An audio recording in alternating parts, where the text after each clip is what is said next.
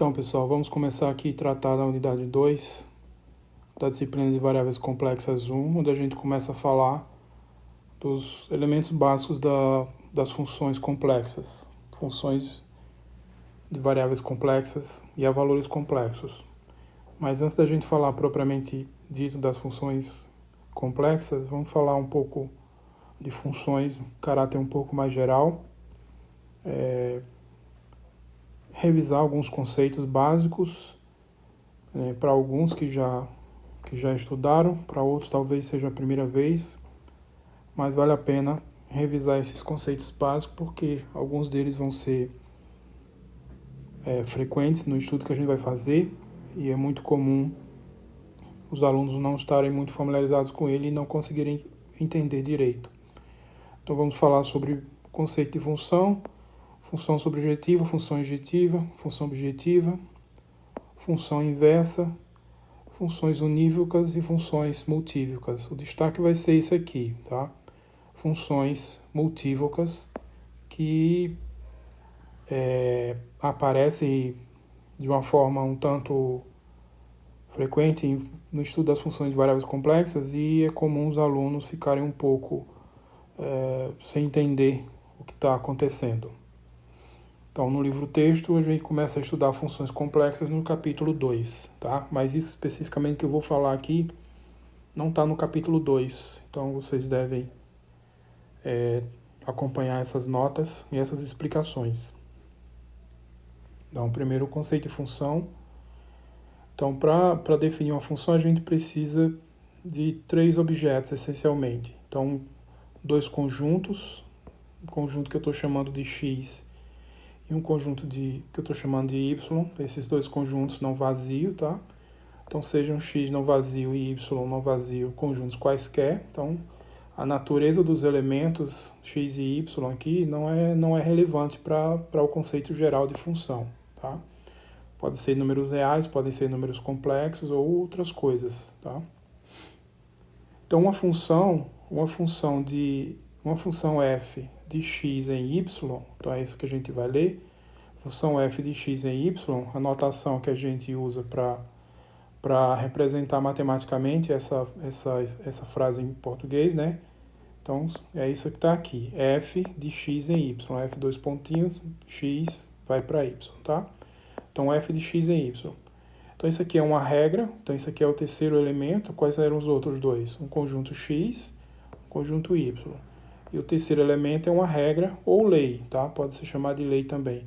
Então, uma regra de correspondência ou então uma lei de correspondência que associa a cada elemento x do conjunto, cada elemento xzinho do conjunto x maiúsculo, um único elemento yzinho do conjunto y, tá? Então, esse conjunto x aqui, ele é chamado domínio da função, o domínio da função, e a gente representa assim, dom de f para representar o domínio de f, ou às vezes também pode só usar d de f, tá? D vai significar do contexto que está falando do domínio de f. Então, domínio de f e y é chamado contradomínio da função, tá? Então, aqui como se fosse uma regra de correspondência, uma lei de correspondência que pega cada elemento de x e leva num elemento de y. Isso aqui é uma espécie de conjunto de partida e isso aqui é um conjunto de chegada. Então, o conjunto de partida é o conjunto x, o conjunto de chegada é o conjunto y. Domínio contra domínio, tá? Então, se eu tenho um elementozinho y, ele é um elemento que corresponde a um x que eu peguei no x, então, pela função f, então a gente diz que y é a imagem de x por f. E aí usamos essa notação aqui, clássica, para a função. Então, y é a imagem do x pela f, tá? Então, o ponto y é a imagem do ponto x pela função f, ou simplesmente y é a imagem de x, yf de x, tá? Então, a notação de função, para a gente representar tudo isso que foi falado, então, a função de x em y, a função domínio x contra domínio y, que associa a cada ponto x do conjunto x, do domínio x, um único elemento y do contradomínio dado pela a lei de correspondência, a regra de correspondência, tá? Essa notação abstrata que basicamente resume tudo que foi falado aqui, nessa introdução. Então agora, seja A um subconjunto de X, então o conjunto imagem de A pela função f, então o conjunto imagem do subconjunto A pela função.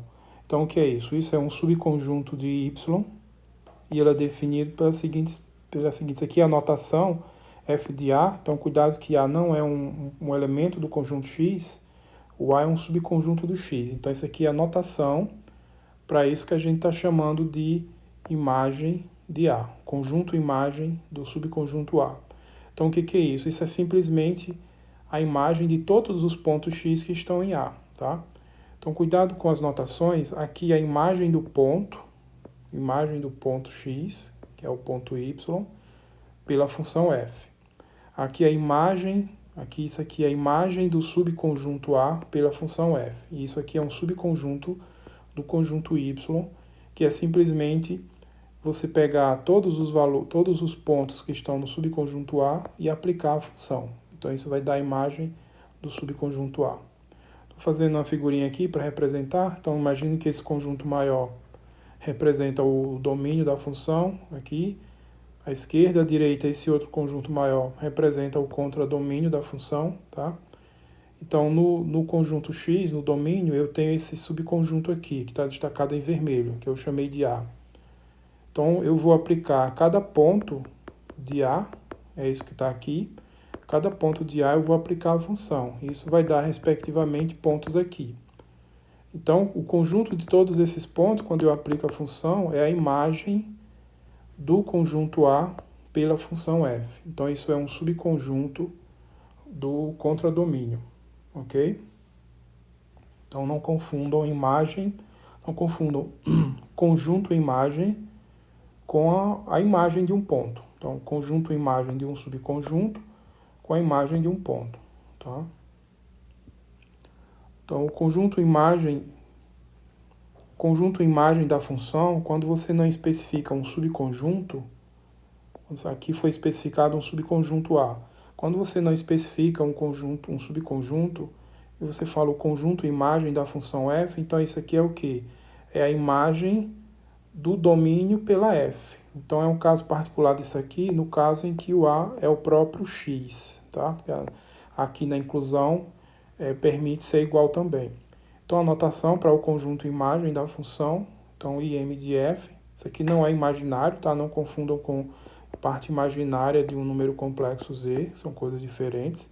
Isso aqui é o conjunto imagem da função f. Então, o conjunto imagem da função f é a imagem do domínio pela função f. Então, por definição, é o quê?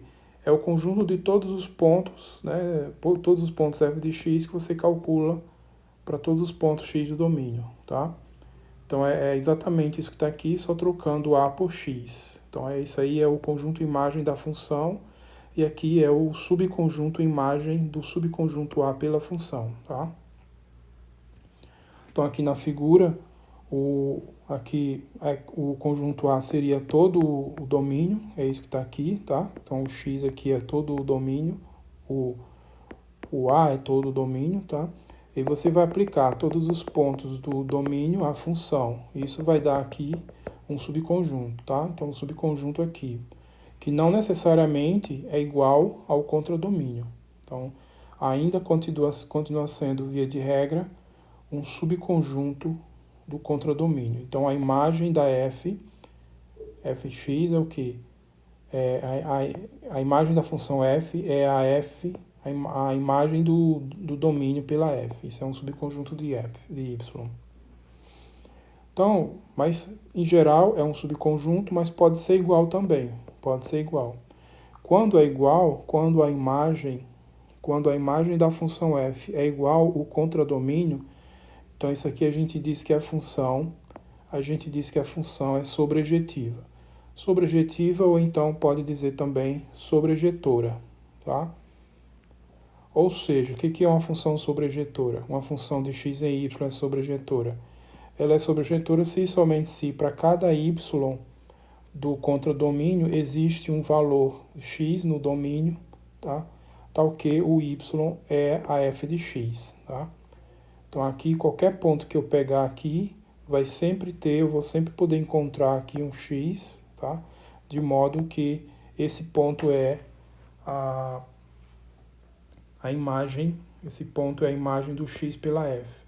Então nesse caso aqui, a imagem, eu aplico aqui a função, a imagem da função é todo o contradomínio. Então a gente diz que a função é sobrejetiva ou sobrejetora, tá? Outra coisa importante, quando a gente tem uma função de x em y, a gente diz que ela é injetiva ou injetora se quaisquer que sejam os elementos do domínio, elementos distintos, as imagens também são distintas. Então, se x1, x2 são elementos distintos do domínio, então f de x1 é diferente de f de x2. Se x1 é diferente de x2, f de x1 é diferente de f de x2, e isso tem que valer para todo elemento do domínio.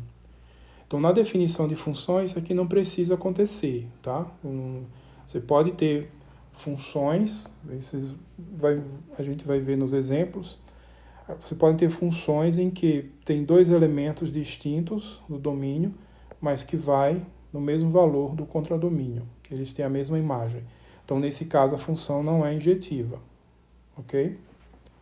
Então, isso que está aqui é equivalente a dizer o seguinte: se eu tenho dois pontos do domínio, um x1 e um x2 do domínio, e eles são tais que a imagem do x1 é igual à imagem de x2, então esses dois elementos têm que ser iguais. Não podem ter dois elementos diferentes indo para a mesma imagem, tá? Então, isso aqui é outra maneira equivalente de dizer a definição de função injetiva. Então, a gente já tem a noção de função injetiva, a noção de função sobrejetiva. E aqui a gente diz, então, que a função é bijetiva ou bijetora, se ela é, ao mesmo tempo, sobrejetiva e injetiva, tá? Então, bijetiva é as duas coisas juntas, a mesma função, tá? Então, por exemplo, vamos pegar aqui dois exemplos simples, começando com esse exemplo 1. Essa função aqui, y, a função de r em r, y igual a x2, tá? Então, nesse caso aqui, a regra é o quê? É pegar o x e elevar ao quadrado. Então, o x é um número real. Então, nos reais, x ao quadrado é sempre maior ou igual a zero. Então, a imagem dessa função é os reais não negativos, esse intervalo fechado no zero até mais infinito, tá? Agora, aqui eu posso fazer o seguinte, vamos olhar aqui para o gráfico, um esboço do gráfico dessa função. Aqui, essa curva, eu separei em duas cores, esse lado aqui vermelho e esse outro em azul, mas é a curva, né, que representa o gráfico da função y igual a x ao quadrado, tá? Então, essa função de r em r, ela não é sobrejetiva nem é injetiva, tá? Por que não é sobrejetiva? O conjunto imagem é só os reais não negativos e o contradomínio é R todo. E claro que isso é diferente disso. Aqui tem os negativos e aqui não tem, tá?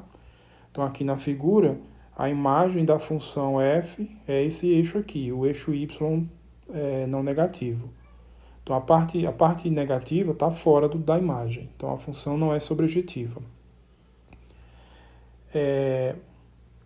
Agora, então, como é que eu faço se eu tenho que ela não é sobrejetiva? Como é que eu posso mudar um pouquinho essa função para que ela fique sobrejetiva? Basta, ao invés de eu considerar isso aqui como sendo o contradomínio, eu pego a imagem para ser o contradomínio. Então, se eu fizer apenas essa mudança aqui, ó, veja qual foi a mudança. Eu apenas tirei o contradomínio. Aqui o do contradomínio é todos reais. E aqui são só os reais não negativos, que é a imagem da função. Então, se eu fizer isso, essa função, agora ela é sobrejetiva, tá? Mas aí vocês poderiam dizer, mas professor, não é a mesma função? Não, não é a mesma função. É a mesma regra, a mesma lei de correspondência. Qual é a lei de correspondência? f de x igual a x2. Essa é a lei de correspondência, a regra de correspondência. A função não é a mesma, por quê? Porque o contradomínio aqui é diferente daqui. Então vejam, na definição, a gente tem que ter dois conjuntos, um conjunto de partida e um conjunto de chegada, o domínio e o contradomínio, e a lei de equivalência, a lei de correspondência, a regra de correspondência, tá? Então são três elementos. Se eu mudo um deles, já é outra função. Então se eu mudo aqui o contradomínio, já é outra função, mesmo que eu deixe fixado sendo o mesmo domínio e a mesma regra, tá? Mas a função já é outra. Por outro lado, se eu mudo o domínio, aí a função já é outra. E se eu mudo a lei, ou a regra de correspondência, também já é outra função. Então, isso aqui é uma função, né? Isso aqui é uma função, tá?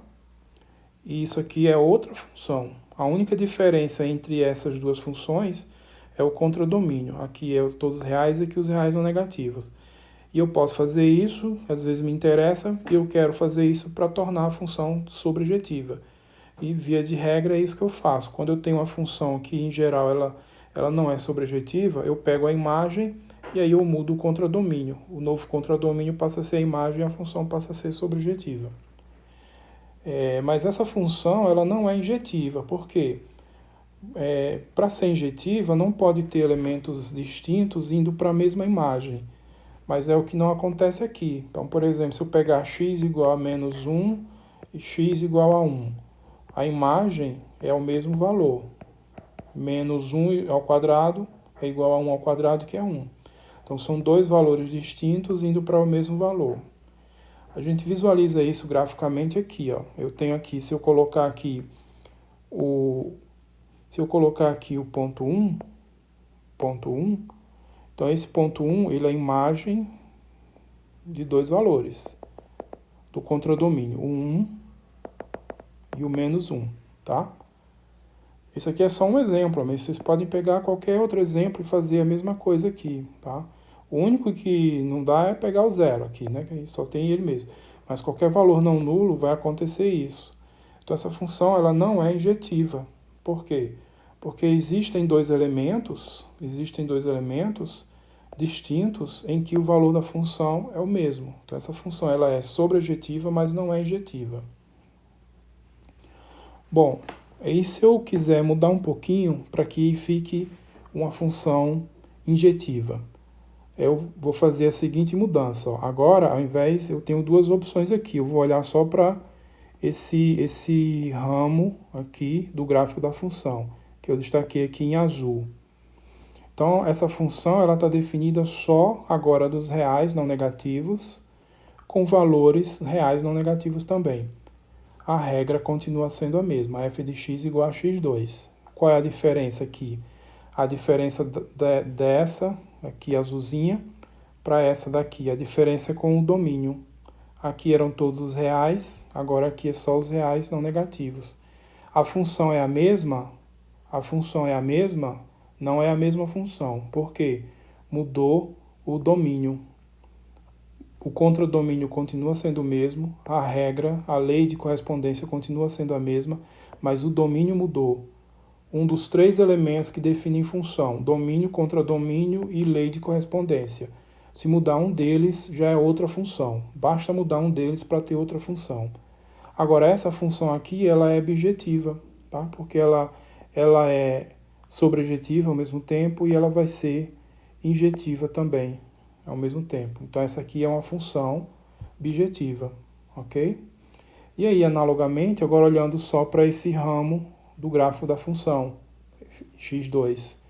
Então aqui, ó, essa aqui também é bijetiva e ela é diferente de todas as outras. Ela tem o mesmo domínio da função, mesmo domínio não, o mesmo contradomínio, a mesma imagem também da função azulzinha, a mesma lei de correspondência, mas o domínio é o outro, tá? Então, ó, vejam, são quatro funções. Então, essas duas aqui e essas duas, tá?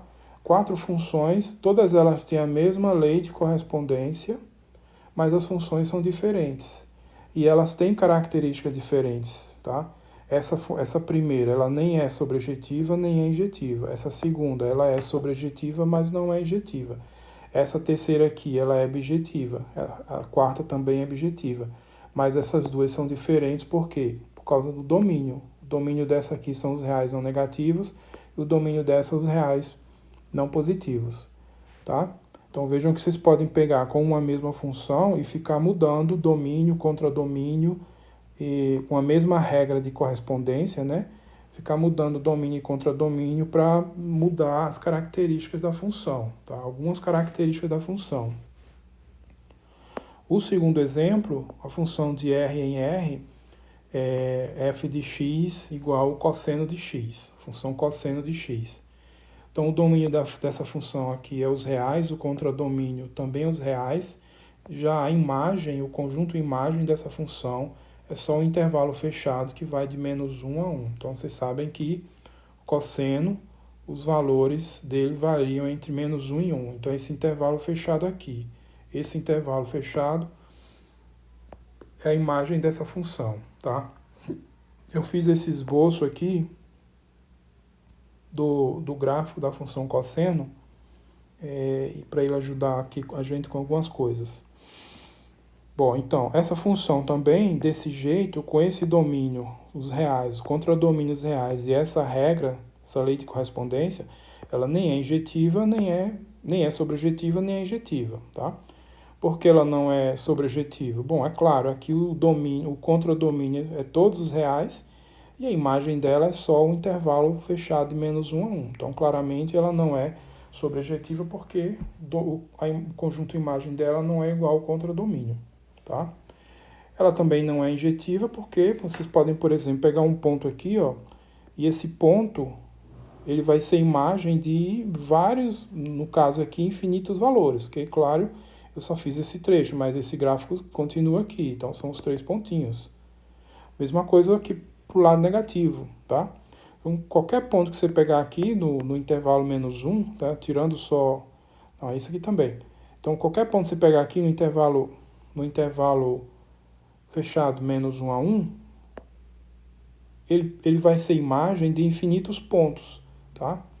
Então, esse aqui, ó, vai dar um valor que corresponde a essa imagem. Esse aqui também, tá? Só baixar essas verticais aqui em cada ponto de interseção do gráfico, que você vai ter um correspondente ponto que é valor para o ponto que você pegou. Isso pela periodicidade aqui da função cosseno, ok? Então essa função ela não é injetiva, nem é sobrejetiva. Vocês podem pegar aqui o exemplo meio, por exemplo, e aí o cosseno o ângulo cujo cosseno é meio. Vocês vão ver que tem vários aqui, tá? Só usar a periodicidade da função. Bom, agora vamos fazer como a gente fez aqui, no caso da função y igual a x2, mudar um pouquinho para ver o que a gente pode fazer.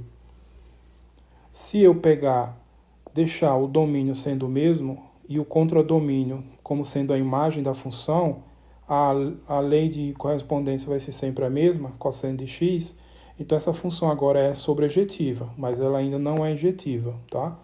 Então agora eu vou olhar só o contradomínio da função, é só o que me interessa, o intervalo de menos 1 a 1, ok? Então com isso, essa função agora ela é sobrejetiva. Isso daqui, essa função é a mesma função que essa daqui, não é a mesma função, porque mudou o contradomínio. O domínio é o mesmo, a lei de correspondência é a mesma, mas o contradomínio é diferente. Então isso já é suficiente para dizer que são funções diferentes. Estou usando a mesma letra também, obviamente, mas aqui as funções são diferentes. Bom, já se eu pegar agora e mudar o domínio, vou deixar agora o contradomínio fixado, intervalo menos 1, 1 fechado, a lei de correspondência é a mesma, e vou mudar o domínio. Então, se eu pegar só o intervalo de 0 a π, então agora ela passou a ser uma função objetiva. Então, intervalo de 0 a π, ó, tá aqui o π, o 0. Então, esse trecho aqui só, do gráfico da função, tá? Da função cosseno total, eu vou olhar só para esse trecho. Então, quando eu faço isso agora, essa função, ela não é a função cosseno na reta toda, é a função cosseno só nesse intervalo, tá? No contradomínio sendo o intervalo fechado menos 1 a menos 1, menos 1 a 1, então essa função ela é objetiva, tá? Então vocês não vão dizer que a função cosseno é objetiva, vocês vão dizer que a função cosseno restrita a esse domínio e a esse contradomínio é objetiva, tá? Esse outro exemplo. Agora eu vou deixando ainda o mesmo contradomínio, a mesma lei de correspondência e vou mudar o domínio. Então agora o domínio é de menos π a zero. Então isso corresponde a esse trecho aqui, do gráfico da função cosseno, essa partezinha aqui. Então isso vai ser o gráfico exatamente da função restrita a esse intervalo, e aí essa função ela é objetiva, tá? É a mesma função das anteriores? Não, porque mudou o domínio. O contradomínio é o mesmo, a regra de correspondência é a mesma, mas mudou o domínio, então é outra função. Então essa função aqui também é objetiva, ok? E aí eu estou deixando aqui como exercício para vocês praticarem isso. Considerando a figura anterior, determine mais 4 funções objetivas com essa lei aqui, com a mesma lei. Então vocês vão olhar aqui a figura, que vocês vão entender aí o que eu expliquei com os dois exemplos. Vocês vão olhar aqui a figura e determinar a partir dessa figura mais 4 funções que sejam objetivas e com a mesma regra de correspondência, ok? Bom, em seguida, outro conceito importante relacionado a funções é o conceito de função inversa.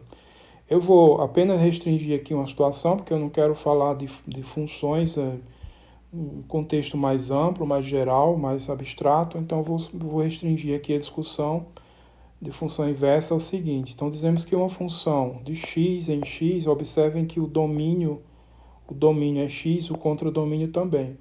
Então, agora eu estou de uma função de x em x. Então, uma função de R em R, uma função de um intervalo no mesmo intervalo e assim por diante. Então, o domínio igual ao contradomínio. Então, a função de x em x ela é inversível. Se existe uma função também de x em x, tal que para cada x, aqui não é real, aqui é x. Para cada x do conjunto x, vale o seguinte. Para cada x no conjunto x, vale o seguinte, f bola g, isso aqui é composição de função, certo? Então, f bola g, ou f composta de g, composta com g. Então, f composta com g aplicada em x, isso aqui é o quê? É a f na g de x. Então, isso aqui é a definição dessa operação aqui. Então, f de g de x, tá? Você você pega o ponto x, aplica primeiro a função g, depois no resultado aplica a função x. Então essa ordem aqui, ó, você pega o x, primeiro aplica g e o resultado aplica f, tá? Então essa conta tem que ser igual ao próprio x, e também se eu fizer o contrário, então o contrário aqui é g bola f aplicada em x, então agora eu pego o x, aplico primeiro a f, depois o resultado eu aplico na g. Então é isso daqui, eu peguei o x, apliquei a f primeiro e agora aplico a g. Então, se eu fizer essa ordem dessa operação, também dá o x. Então, f bola g de x igual a x e também g bola f de x é igual a x. Então, isso é definição de dizer que a função ela é inversível. Existe essa função g que satisfaz isso aqui, tá? Então, nesse caso, ou seja, quando a função é inversível, quando está de acordo com a definição anterior, então essa função g aí, ela é única. Isso aqui eu não vou, pode ver como exercício, tá? Para quem quiser aí, mas a gente prova que é única e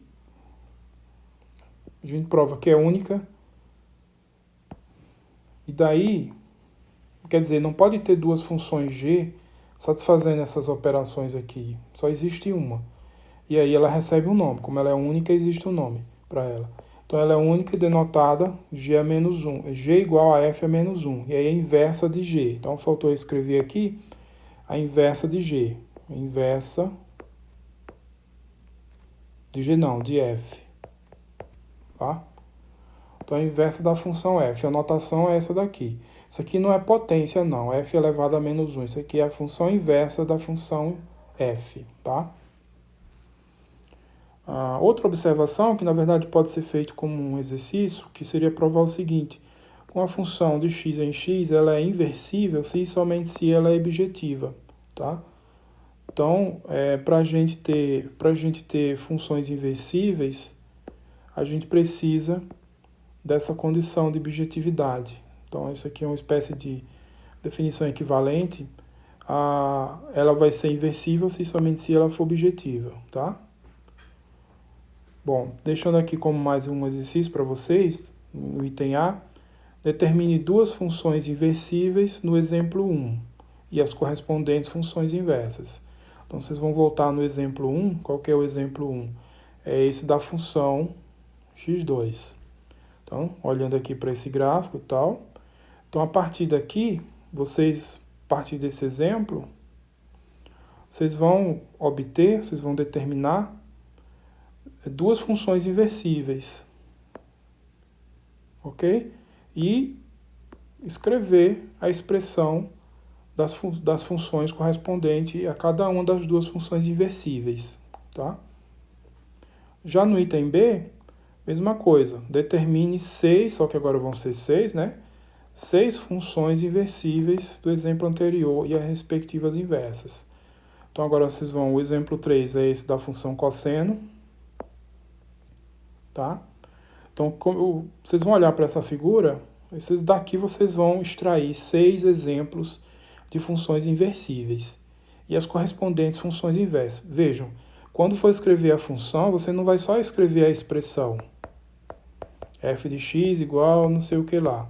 Você tem que escrever a expressão, escrever o domínio e o contradomínio. Então, se você esquecer um desses, o seu resultado tá errado, tá ok?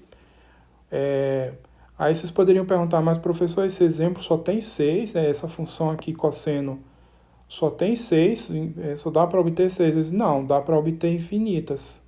Vocês só vão olhar para essa figura aqui, essa figura está só para ajudar, mas vocês podem extrapolar aqui o que está na figura e obter infinitas funções inversíveis. Então vocês só vão olhar para o que está aqui nessa figura para obter 6 funções inversíveis e as correspondentes, para cada uma das 6 funções inversíveis, as correspondentes funções inversas. Sempre lembrando, tem que determinar o domínio e o contradomínio da função, não só a lei de correspondência, a formulazinha que representa a função. Tem que dizer também quem é o domínio e quem é o contradomínio, ok? Então, esse exercício para vocês praticarem isso. E aí, em seguida, esse outro ponto aqui, funções unívocas e funções multívocas. O destaque aqui tem que ser esse, funções multívocas. Então, você pode chamar funções unívocas ou univalentes, ou multívocas ou multivalentes, tá? Então, uma função f de x em y, ela é dita unívoca, ou então, se quiser dizer univalente, tá? Ou univariada, enfim, pode mudar um pouco os nomes. Eu vou usar o unívoca ou univalente.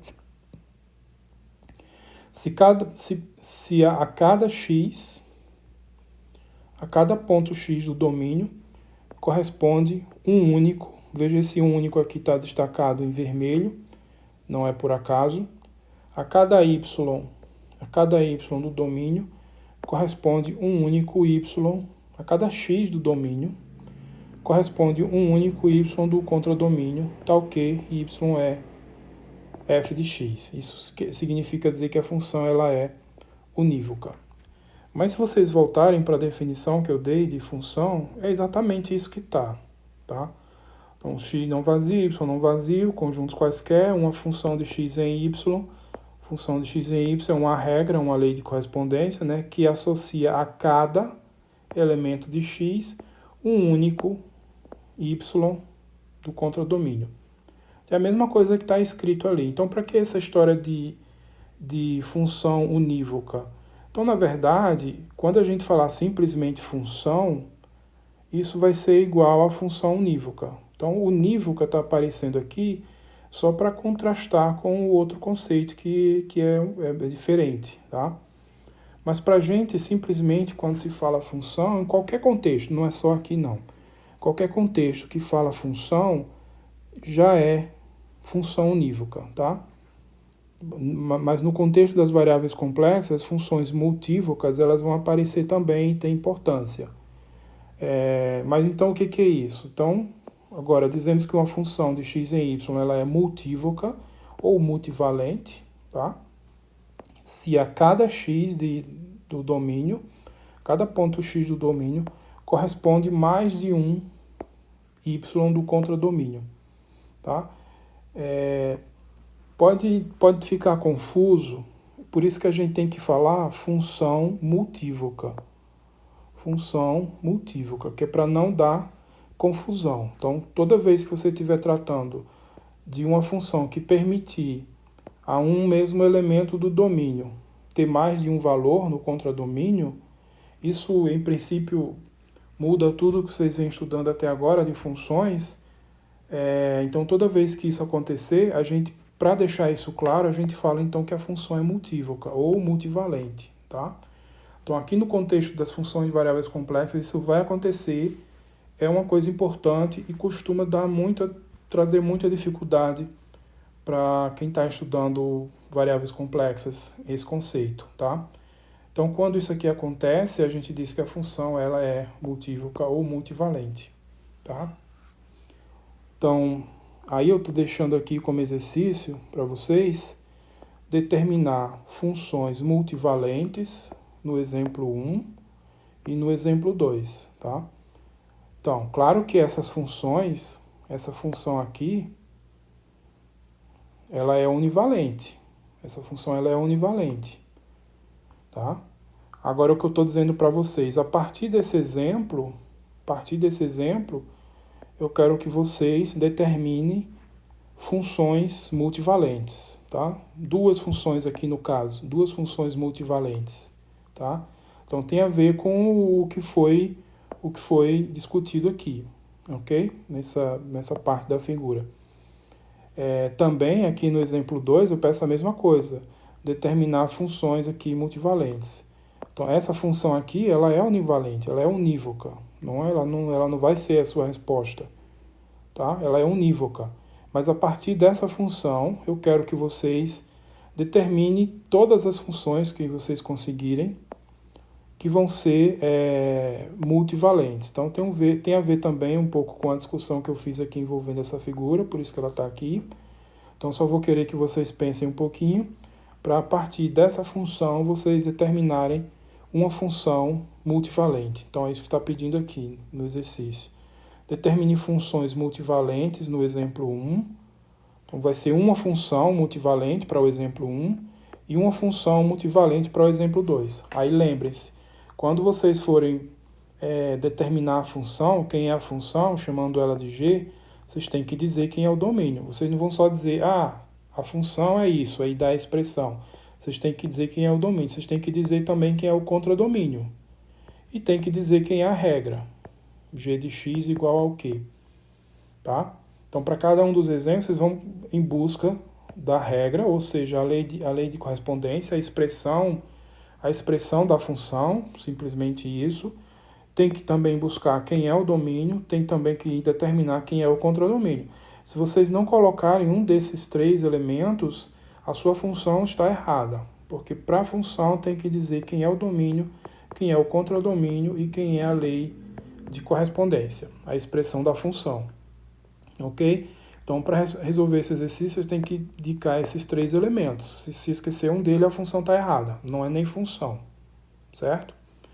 E aí, também eu deixo como exercício para vocês pesquisarem do conhecimento que vocês já têm aí de funções, desde do ensino médio e principalmente do nível do estudo no nível superior, na universidade, vocês pesquisarem mais exemplos de funções multivalentes.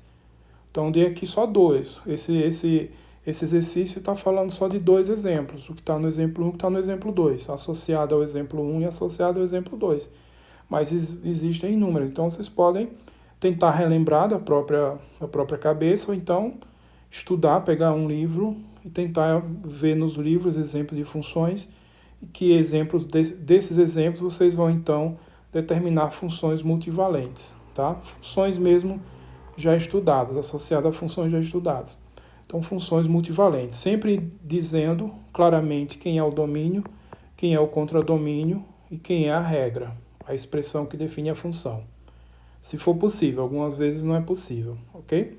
Então, esse exercício aqui é importante que vocês façam.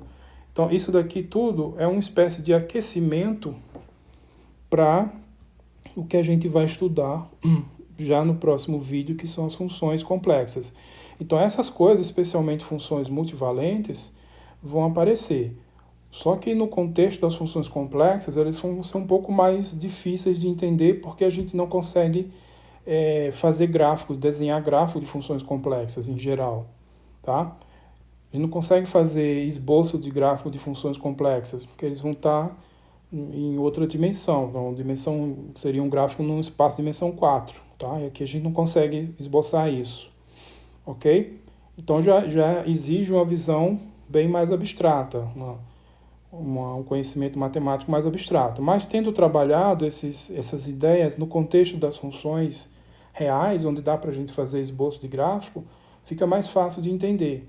E já prepara a nossa mente para o contexto dos complexos, que vai ser mais difícil de entender, tá? E vai ter que ser abstratamente mesmo. Então é importante estudar isso daqui e fazer esses exercícios, e com isso a gente conclui o vídeo. Então aqui a gente teve uma visão geral dos conceitos básicos de funções que a gente vai precisar para os estudos logo em seguida. Então, o que é a função, subjetividade, objetividade, objetividade também, função inversa, funções unívocas, funções multívocas, com destaque para as funções multívocas. Funções unívocas, raramente a gente fala. Quando fala simplesmente função, isso já é igual a função unívoca. Mas às vezes a gente está tratando de funções, a gente vai tratar de funções multívocas em variáveis complexas, e aí precisa dar um destaque para isso aí, tá?